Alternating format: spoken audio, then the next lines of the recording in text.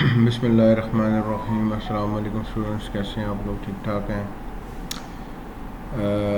As you all know, lectures हमारे चल रहे हैं। हमने 3 चैप्टर्स कवर किए हैं बिज़नेस लॉ के अभी तक।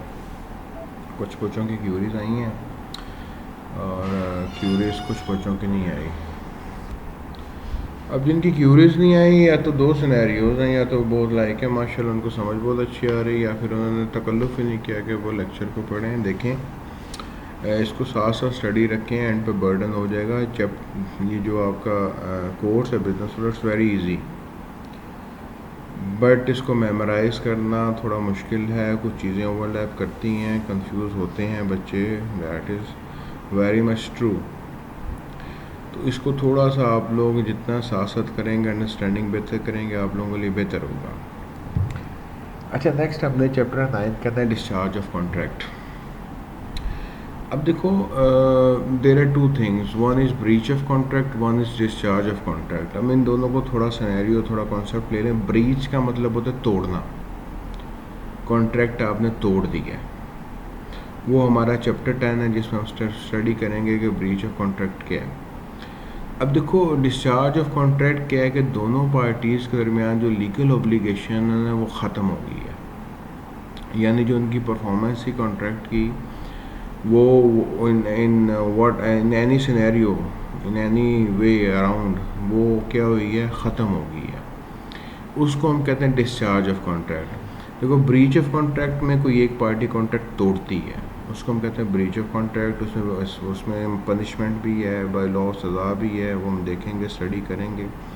डिस्चार्ज ऑफ कॉन्ट्रैक्ट में वेरियस सिनेरियोज है जिसमें आप पे क्या हुई है, जो कॉन्ट्रेक्चुअल ऑब्लिगेशन थी। फॉर एग्जांपल, मैंने किसी को बुक सेल करनी थी, अब वो बुक सेल मैं नहीं, वो बुक सेल करने जाता हूँ, अगला बंदा कहता है मैं लेना नहीं चाहता, इसका मतलब कि मेरी तरफ से डिस्चार्ज ऑफ कॉन्ट्रैक्ट हो गया, उसकी तरफ से ब्रीच हुई है, वो कॉन्ट्रैक्ट से साइड पे हो गया। तो ये कुछ सिनेरियोज हैं जो हम स्टडी करेंगे कि डिस्चार्ज ऑफ कॉन्ट्रैक्ट कैसे होता है।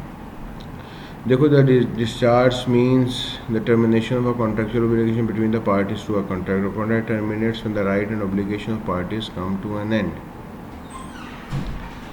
अब देखो, इसमें क्या बात हो रही है, टर्मिनेशन ऑफ कॉन्ट्रेक्चुअल ऑब्लिगेशन, यानी दोनों पार्टी जो कॉन्ट्रैक्ट करते हैं दोनों पे कॉन्ट्रेक्चुअल ऑब्लिगेशन होती है। देखो, फॉर एग्जांपल, मैंने गाड़ी सेल करनी है, अगले ने गाड़ी खरीदनी है, उसका खरीदना इसकी कॉन्ट्रेक्चुअल ऑब्लिगेशन है, मेरा बेचना मेरी कॉन्ट्रेक्चुअल ऑब्लिगेशन है। यानी a contract terminates when the rights and obligation of the parties come to an end. जब ये ऑब्लिगेशन ख़त्म हो जाती है तो उसको हम क्या कहते हैं, डिस्चार्ज ऑफ कॉन्ट्रैक्ट कहते हैं। अब देखो, डिस्चार्ज ऑफ कॉन्ट्रैक्ट कई तरीके हैं। बाय परफॉर्मेंस बात हो रही है, बाय एग्रीमेंट बात हो रही है, सब्सिक्वेंट इम्पॉसिबिलिटी बात हो रही है, जो पहले भी डिस्कस कर चुके हैं सिनेरियोस को, लैप्स ऑफ टाइम की बात हो रही है, ऑपरेशन ऑफ लॉ है, और ब्रीच ऑफ कॉन्ट्रैक्ट है। तो ये सारे 6 सिनेरियोज हैं ब्रॉडर जो हमने डिस्कस करने हैं आज के। डिस्चार्ज ऑफ कॉन्ट्रैक्ट कैसे हो सकता है, यानी आपकी कॉन्ट्रेक्चुअल ऑब्लिगेशन कैसे ख़त्म हो सकती है। देखो, उसमें सबसे पहले आपके पास आ रहा है डिस्चार्ज बाय परफॉर्मेंस। अब देखो, परफॉर्मेंस क्या होता है, परफॉर्म कर देना। When the parties to a perform their promises the contract is discharge. देखो, मैंने अपना मोबाइल सेल करना था, किसी ने मुझसे मोबाइल लेना था, मैंने मोबाइल उसको दे दिया, उसने मुझे पेमेंट दे दी, दोनों ने हमने क्या किया, परफॉर्म कर दिया, that is discharge by performance. अब उसमें देखो, उसमें फर्दर टाइप्स में एक्चुअल परफॉर्मेंस है, जो कि मैंने अभी बात की एग्जांपल के same. When both parties were going to fulfill their obligation according to the terms and conditions of a contract, it is called actual performance of the contract. The contract comes to an end. Clear? देखो, A agrees to sell his watch to B for ₹500. A delivers the watch to B and B makes the payment. It is actual performance of contract. Clear, simple सी बात है, दोनों parties ने अपनी अपने जो obligations थी, जो राइट्स एंड ड्यूटीज़ थी, वो परफॉर्म कर दी, बात ख़त्म हो गई, कॉन्ट्रैक्ट वहाँ पे डिस्चार्ज हो गया। Offer to perform. देखो, एक चीज़ होती है परफॉर्मेंस करना, एक होता है कि ये मैं काम करना चाहता हूँ, ऑफ़र टू परफॉर्म, ठीक है। अब देखो, when promisor offers to perform the promise पर promise it does not accept the performance, it is called offer to perform. Attentive performance और टेंडर। यानी इसको आप क्या कहते हैं, ऑफर टू परफॉर्म भी कह सकते हो, अटेम्प्टेड परफॉर्मेंस भी कह सकते हो, टेंडर भी कह सकते हो। In this case, the promisor is deemed to have fulfilled his obligation. It is considered equivalent to actual performance. The promisor can sue the promisee for breach of contract. देखो let suppose इसी example को book वाले को देख लो कि A agrees to sell a book to B for ₹500, ठीक है। A offers to deliver the book but B does not accept it, it is offer to performance. कि ए ने कहा कि मैं आपको बी को बुक दूंगा, ठीक है। लेट्स सपोज राणा साहब ने कहा कि मैं आपको किताब दूंगा 500 की। मैंने कहा ठीक है। राणा साहब आए, उन्होंने कहा ये किताब ले लें, पैसे दे दें। मैंने कहा नहीं, मुझे किताब नहीं चाहिए। अब क्या हुआ, राणा साहब की तरफ से ऑफर टू परफॉर्मेंस हो गई है, यानी उन्होंने अपनी एक्चुअल परफॉर्मेंस अटेम्प्ट की है, लेकिन मैंने उसको एक्सेप्ट नहीं किया। अब राणा साहब चाहें तो मुझे अदालत में सू कर सकते हैं, क्योंकि मैं क्या कर रहा हूँ, मैं ब्रीच ऑफ कॉन्ट्रैक्ट कर रहा हूँ कि मैंने उनको पेमेंट करनी थी, मैं पेमेंट नहीं कर रहा और बुक रिसीव नहीं कर रहा। तो देखो प्रोमिसर की तरफ से, राणा साहब की तरफ से ऑफर टू परफॉर्म हो गई है, पर मेरी तरफ से ब्रीच ऑफ कॉन्ट्रैक्ट हुआ है। क्लियर है। जब एक तरफ से ऑफर ऑफ परफॉर्मेंस हो जाती है तो उसमें उसकी तरफ से डिस्चार्ज, वो अपनी ऑब्लिगेशन से डिस्चार्ज हो गया, उस पर किसी भी किस्म की अदालत वाला नोटिस या सू नहीं कर सकते। अगली चीज़ है डिस्चार्ज बाय एग्रीमेंट। देखो कॉन्ट्रैक्ट डिस्चार्ज हो सकता है if there are some scenarios in the agreement में कोई चेंजेस आती हैं। अब चेंजेस क्या हैं, उसमें सबसे पहले वो बात कर रहे हैं नोवेशन की। Novation of contract means replacement of an existing contract by a new contract. Novation का मतलब नया, कि जब पुराने कॉन्ट्रैक्ट को रिप्लेस करके नया कॉन्ट्रैक्ट बनाया जाता है। The new contract may be formed between same parties or new parties. Thus, an old contract is discharged and the new contract comes into existence. देखो उन्हीं जो पुरानी पार्टीज़ हैं उन्हीं के दरमियान भी हो सकता है, नई पार्टीज़ के दरमियान भी हो सकता है। पुराना कॉन्ट्रैक्ट ख़त्म हो जाता है तो नया ऑटोमेटिकली इन्फोर्स हो जाता है। जब नया बन गया तो पुराना क्या हो गया, डिस्चार्ज हो गया due to discharge by agreement, और उसमें क्या है, नोवेशन की वजह से। देखो ए ओ टू बी, ए ने बी के पैसे देने हैं, बी ने सी के पैसे देने हैं। All parties agreed that A would pay to C, it is a novation.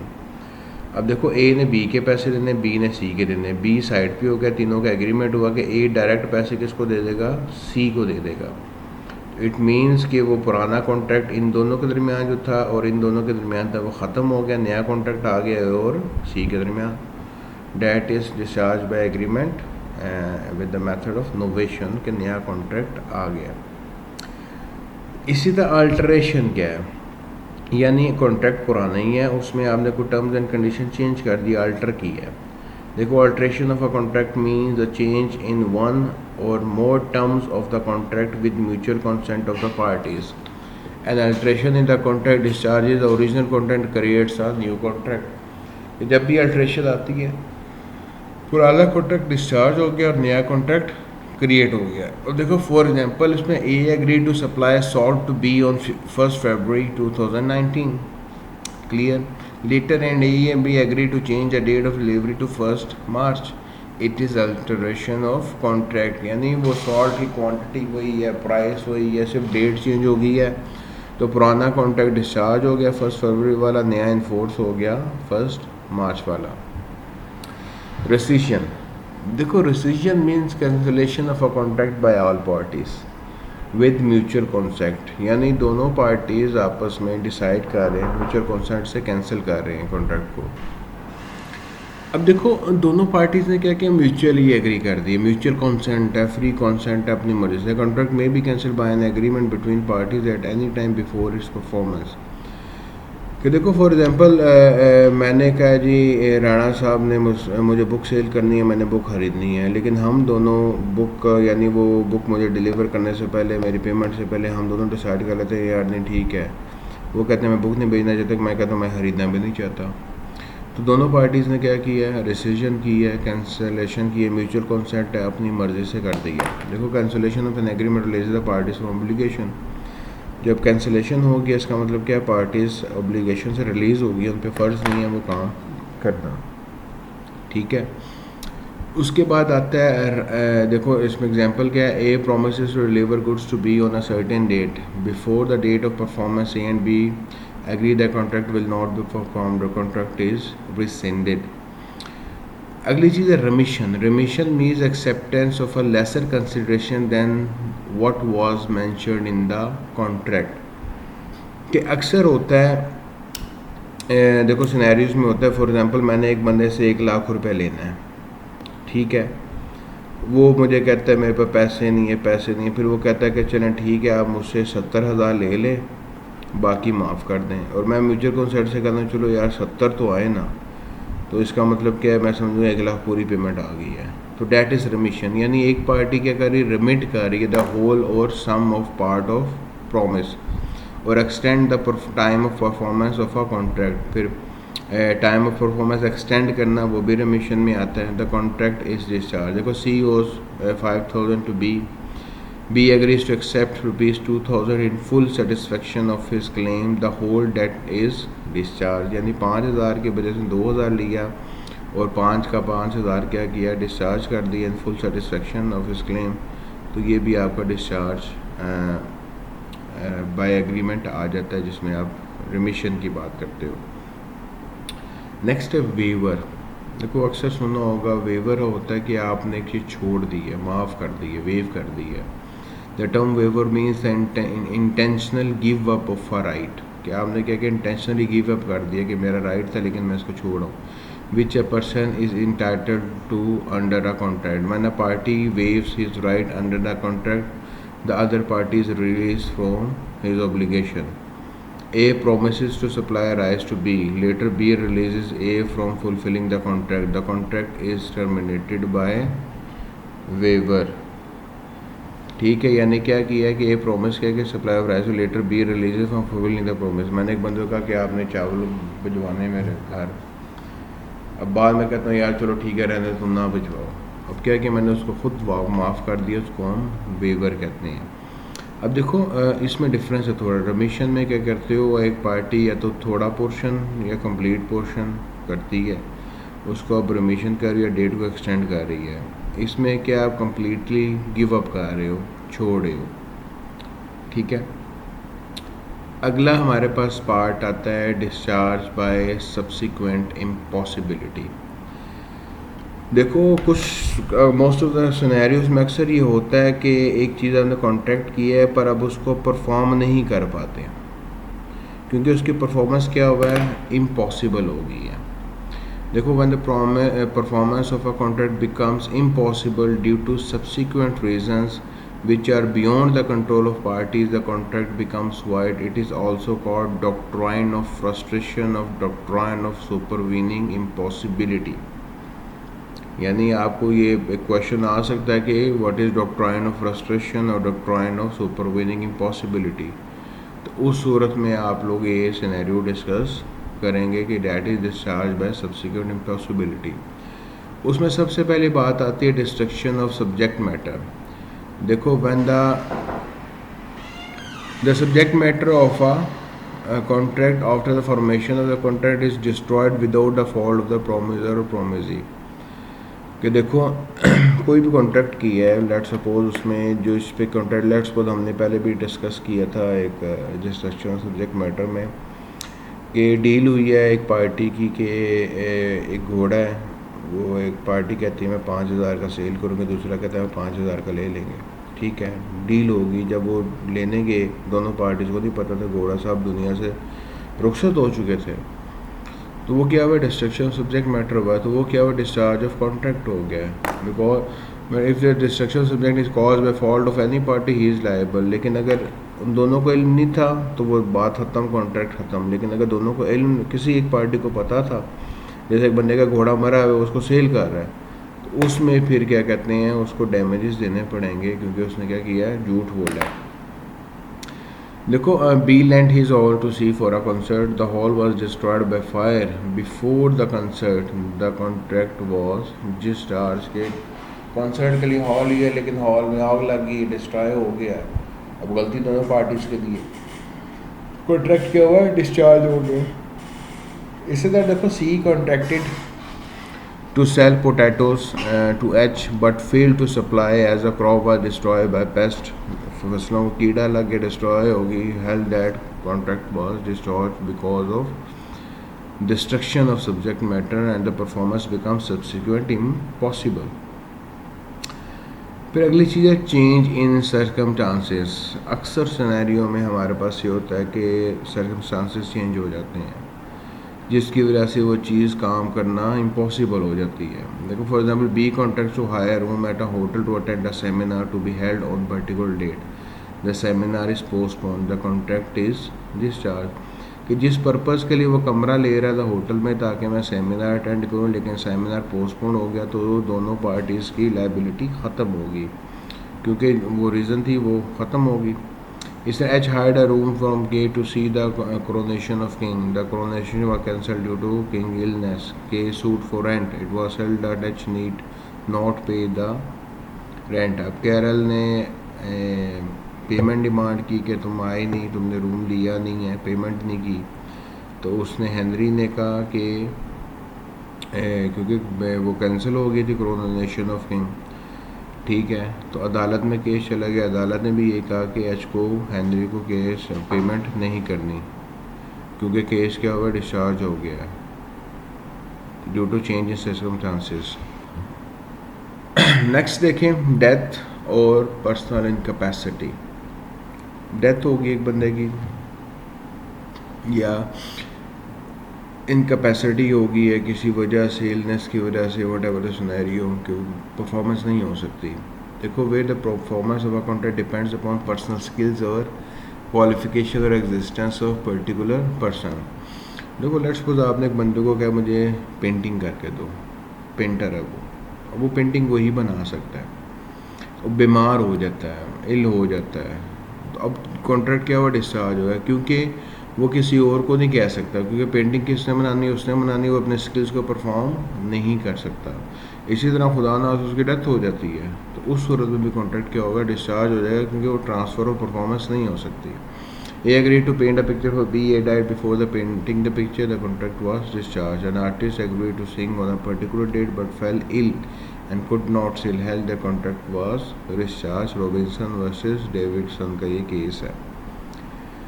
Next आ गया आपका चेंज ऑफ लॉ. अब देखो सब्सिक्वेंट इम्पॉसिबिलिटी में अगला सिनेरियो हमारे पास क्या था, चेंज ऑफ लॉ. के लॉ चेंज हो गया है. जैसे मैंने अक्सर आपको पहले भी एग्जांपल दी है कि अब एक बंदे को कहते हो मुझे गाड़ी इंपोर्ट करके दो. अब गाड़ी डील होगी, कॉन्ट्रैक्ट हो गया, लेकिन गवर्नमेंट क्या कहती है इंपोर्ट पे बैन है, आप नहीं कर सकते. तो अब फोर्स चेंज ऑफ लॉ हो गया है तो परफॉर्मेंस कॉन्ट्रैक्ट क्या हो जाएगा, डिस्चार्ज हो जाएगा. आपने एक बंदे से कहा मैंने गंदम खरीदनी है, कॉन्ट्रैक्ट हो गया, लेकिन गवर्नमेंट अगले दिन कहते हैं प्राइवेट ट्रेडिंग बंद है, ख़त्म है, कोई बंदा खरीद नहीं सकता, कॉन्ट्रैक्ट क्या हो जाएगा, डिस्चार्ज हो जाएगा.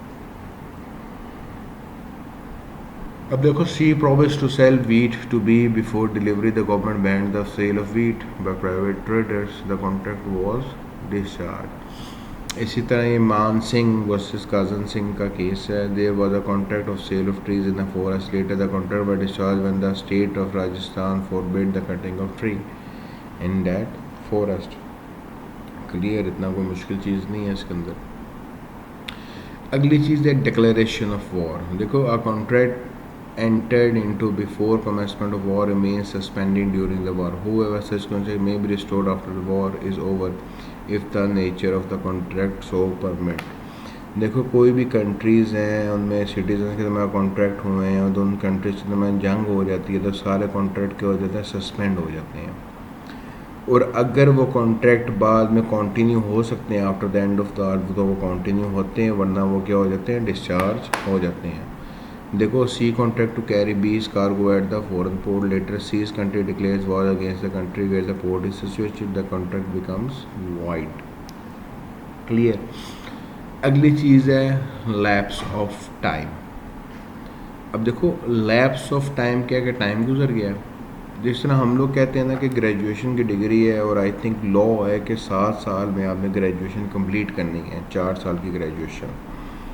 एक बच्चा है वो इनरोल हुआ है लेकिन 7 साल तक उसके सब्जेक्ट क्लियर नहीं होते हैं, तो उसको हम कहते हैं वो टाइम बार्ड हो गया, यानी लैप्स ऑफ टाइम हो गया. अब वो क्या, डिस्चार्ज हो गया, ख़त्म हो गया, वो डिग्री दोबारा नहीं कर सकता या यूनिवर्सिटी में एंटर नहीं हो सकता। States that the case of a breach of contract, legal action must be taken within a specified period. If the contract is not performed and no legal action taken by the promisee within the period of limitation, he is barred from enforcing the contract. देखो वो student है, उसने 7 साल में degree नहीं की तो वो दोबारा इन्फोर्स नहीं करवा सकता कि मुझे डिग्री करवाएं, क्योंकि वो क्या हुआ है, लिमिटेशन है, वो टाइम लिमिट थी, वो ख़त्म हो गई है। देखो if 3 years expire and creditor fail to file a suit to recover the amount that debtor is discharged from his liabilities, आपने किसी से पैसे लेने हैं, देख लें ये क्या है, आप 3 साल तक उस पर केस नहीं करते, ना उसे डिमांड करते हुए किसी भी लीगल फॉरम में नहीं जाते, आप उसे मांगते रहते हो, कहते नहीं नहीं नहीं नहीं नहीं, तो लेटर ऑन प्रूव करना मुश्किल होता है कि मैं इसे मांगता रहा, मुझे टाइम देता रहा। लेकिन क्या हुआ है कि आपने कोई लीगल प्रोसीडिंग नहीं की 3 साल तक, 3 साल बाद वो क्या हो जाएगा, टाइम बार्ड हो जाएगा, due to lapse of time, आप उसको रिकवर नहीं कर सकते। देखो A on ₹5,000 to be the last day for E payment of expire but B did not sue A until 3 years, B loss the right to recover. जैसे हमने time barred पढ़ा था ना विदाउट कंसिडरेशन वाले में, कि अगर वो बंदा अपनी मर्जी से पैसे लेना चाहे तो वो कॉन्ट्रैक्ट हो जाता है, लेकिन जब वो टाइम वो बार्ड हो गया, लैप्स टाइम गुजर गया, तो वो ऑटोमेटिकली कॉन्ट्रैक्ट क्या हो जाएगा, डिस्चार्ज हो जाएगा। क्लियर। उसके बाद हमारे पास आई थिंक ये लास्ट है डिस्चार्ज, नहीं लास्ट नहीं, सेकंड लास्ट है discharge by operation of law. A contract terminates by operation of law on insolvency क्या है। देखो एक बंदे से आपने contract promise to sell his car to B for ₹2 lakh before the performance of the contract date declared insolvent by court, the contract is discharge. कि क्या अदालत ने उसको इंसॉल्वेंट कह दिया कि दिवालिया कह दिया, तो उस बंदे जिसको अदालत इंसॉल्वेंट डिक्लेयर कर देना, तो उससे फिर आप कॉन्ट्रैक्ट नहीं कर सकते, उससे अगर कॉन्ट्रैक्ट हुआ भी है तो वो डिस्चार्ज हो जाएगा। Merger, when a contract creating inferior rights for the parties merges into a new contract. देखो for example, if a part-time lecturer is appointed as a permanent lecturer, the contract of part-time lectureship discharged by merger।